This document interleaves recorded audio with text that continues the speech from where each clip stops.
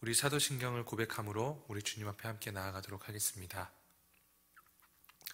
전능하사 천지를 만드신 하나님 아버지를 내가 믿사오며 그 외아들 우리 주 예수 그리스도를 믿사오니 이는 성령으로 잉태하사 동정녀 마리아에게 나시고 본디오 빌라도에게 고난을 받으사 십자가에 못 박혀 죽으시고 장사한 지 사흘 만에 죽은 자 가운데서 다시 살아나시며 하늘에 오르사 전능하신 하나님 우편에 앉아 계시다가 저희로서 산자와 죽은 자를 심판하러 오시리라.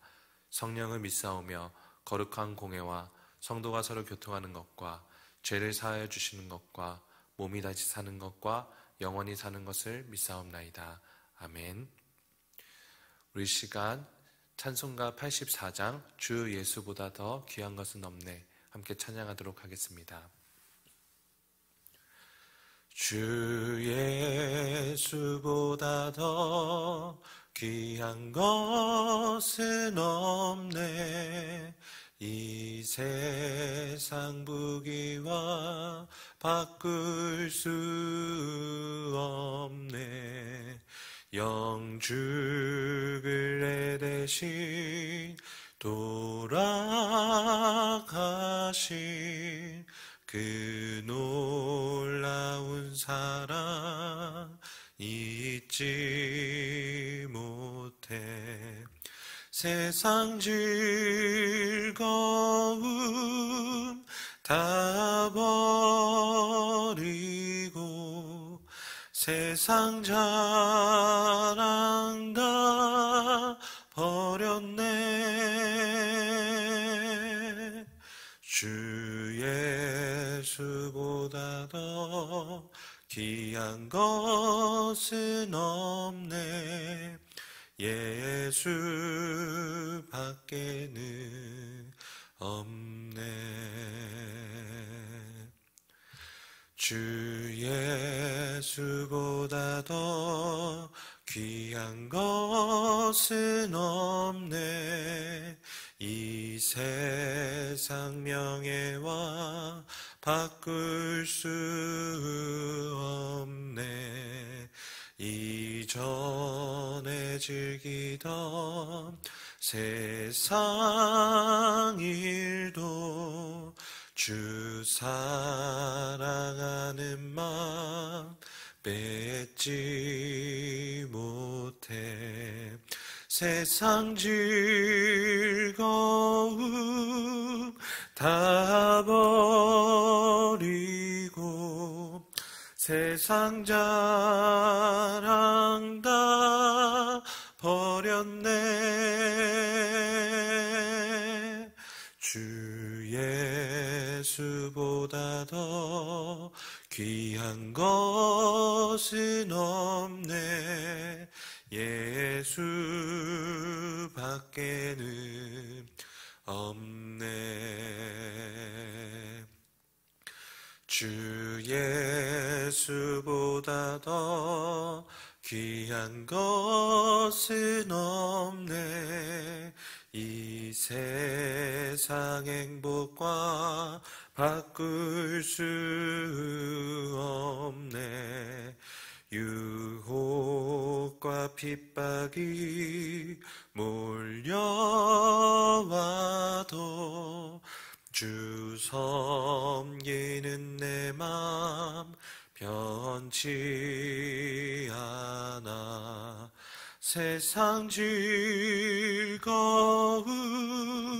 다 버리고 세상 자랑 다 버렸네. 주 예수보다 더 귀한 것은 없네. 예수 밖에는 없네. 우리 시간 같이 말씀 보도록 하겠습니다. 오늘 본문은 전도서 8장 1절부터 8절까지 말씀입니다. 저 한 절, 여러분 한 절 교독하도록 하겠습니다. 누가 지혜자와 같으며 누가 사물의 이치를 아는 자이냐? 사람의 지혜는 그의 얼굴에 광채가 나게 하나니 그의 얼굴에 사나운 것이 변하느니라. 내가 권하노라. 왕의 명령을 지키라. 이미 하나님을 가리켜 맹세하였음이니라. 왕 앞에서 물러가기를 급하게 하지 말며 악한 것을 일삼지 말라. 왕은 자기가 하고자 하는 것을 다 행함이니라. 왕의 말은 권능이 있나니 누가 그에게 이르기를 왕께서 무엇을 하시나이까 할 수 있으랴.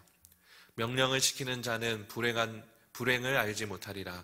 지혜자의 마음은 때와 판단을 분별하나니 무슨 일에든지 때와 판단이 있으므로 사람에게 임하는 화가 심함이니라. 사람이 장래일을 알지 못하나니 장래일을 가르칠 자가 누구이랴. 바람을 주장하여 바람을 움직이게 할 사람도 없고 죽는 날을 주장할 사람도 없으며 전쟁할 때를 모면할 사람도 없으니 악이 그의 주민들을 건져낼 수는 없느니라. 아멘. 오늘 본문 우리 8장은 7장의 주제를 이어가고 있습니다. 7장은 인생의 답을 찾는 사람이 어디에 있는가, 또 인생의 답을 주는 지혜는 무엇인가 라는 질문을 던지고 있습니다. 이에 대해서 7장에서 전도자는 그 지혜를 알고자 샅샅이 살피고 연구한 것을 이렇게 얘기합니다. 결국 악은 어리석은 것이고 어리석은 것은 미친 것과 같다. 이렇게 이야기를 하죠. 그리고 7장 맨 마지막에 전도자는 자신이 깨달은 지혜를 29절에서 이렇게 표현합니다.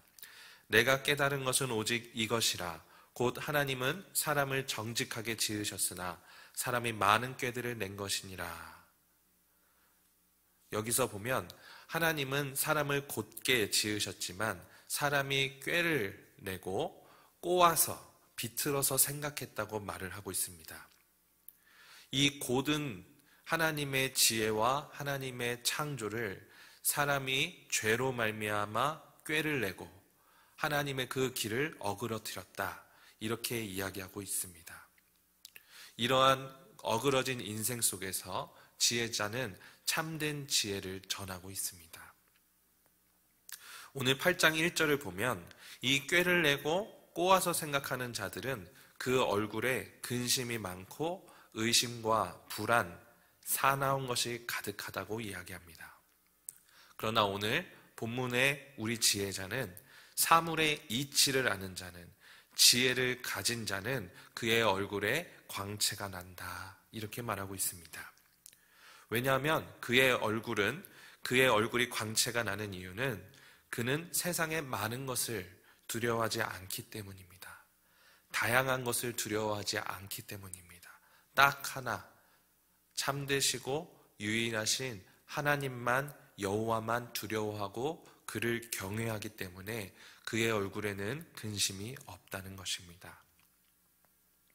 지혜자는 오직 하나님을 경외하기 때문에 얼굴에 큰 그늘이 있지 않다고 말하고, 지혜자는 자신의 한계를 알고 이 세상의 덧없음을 아는 자이기에 많은 것을 가지려고 조바심을 내지 않는다고 말합니다.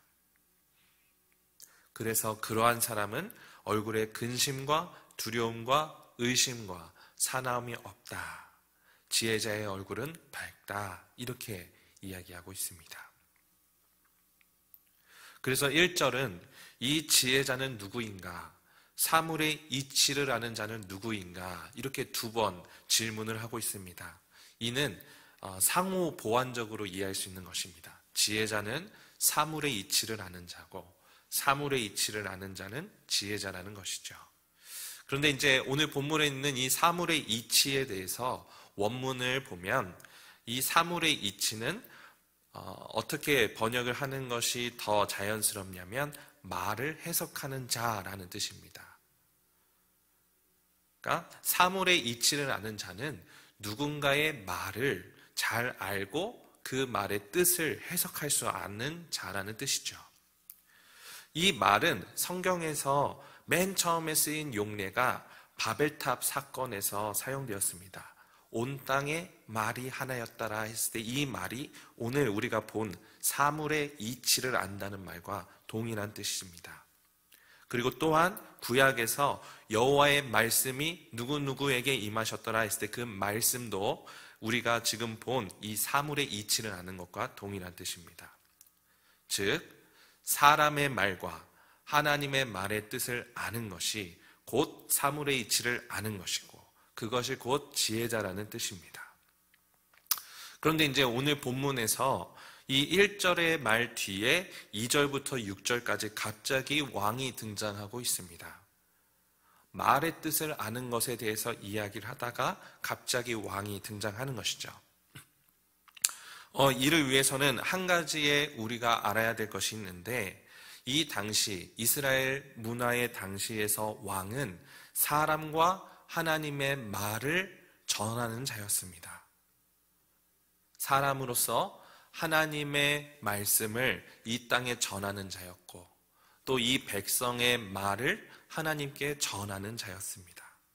이 이스라엘 문화에서 왕은 아주 특이한 위치에 있던 것이죠. 그래서 이 왕이 어떻게 말을 하고 이 왕에게 어떻게 말을 하는 것을 잘 아는 것이 곧 지혜이다. 이렇게 볼 수 있는 것입니다. 그래서 이 왕을 누구로 이해할 것인가? 제가 고민을 하고 묵상을 좀 해봤는데 저는 이 왕이 오늘날 우리에게 예수 그리스도시다. 이렇게 잘 해석할 수 있다고 생각합니다. 그러니까 오늘 본문에 있는 2절부터 그 후반절까지 쭉 이어지는 모든 왕에게 하라는 말씀을 곧 예수 그리스도에게 우리가 어떻게 말씀을 드리고 예수 그리스도를 어떻게 대해야 되는지를 잘 나타낸다고 생각합니다. 그래서 오늘 본문 2절을 보면 왕의 명령을 지키라 이렇게 얘기를 하고 그 2절 후반부에 보면 이는 하나님을 가리켜 맹세하였음이라 이렇게 얘기를 합니다. 이스라엘 문화 안에서 왕은 하나님과 백성 앞에서 맹세를 하는 자였습니다. 또 백성은 하나님 앞에서 이를 왕으로 섬기겠다 맹세하는 자들이었습니다. 곧 하나님과 왕과 백성의 관계는 서로 맹세를 하고 서로에게 언약을 체결하는 대상들이었습니다. 그래서 우리가 왕의 명령을 지키고 또 왕은 그 백성을 보호하고 하나님의 통치대로 다스리는 것이 왕의 직무였습니다. 이를 예수 그리스도께서 너무 잘하셨죠. 자신의 백성을 위해서 끝까지 보존시키시고자 죽기까지 십자가에 달리시고 끝까지 포기하지 않으시고 우리 주님은 자신의 백성을 지키십니다. 그리고 우리는 이 언약 관계 안에서 하나님의 아들이신 하나님이 보내신 왕이신 예수 그리스도를 그의 명령을 지키는 것입니다. 그리고 3절에 보면 왕 앞에서 물러가기를 급하게 하지 말라 이렇게 얘기되어 있는데요. 이것은 자기의 주관대로 자기의 임의대로 확 돌아서지 말아라. 자기의 시간과 때와 마음에 내키는 대로 그 왕을 대하지 말라라는 뜻입니다. 왕은 모든 것을 자기 마음대로 하실 수 있는 분이니 끝까지 그가 돌아가라고 말씀하실 때까지 머물러라.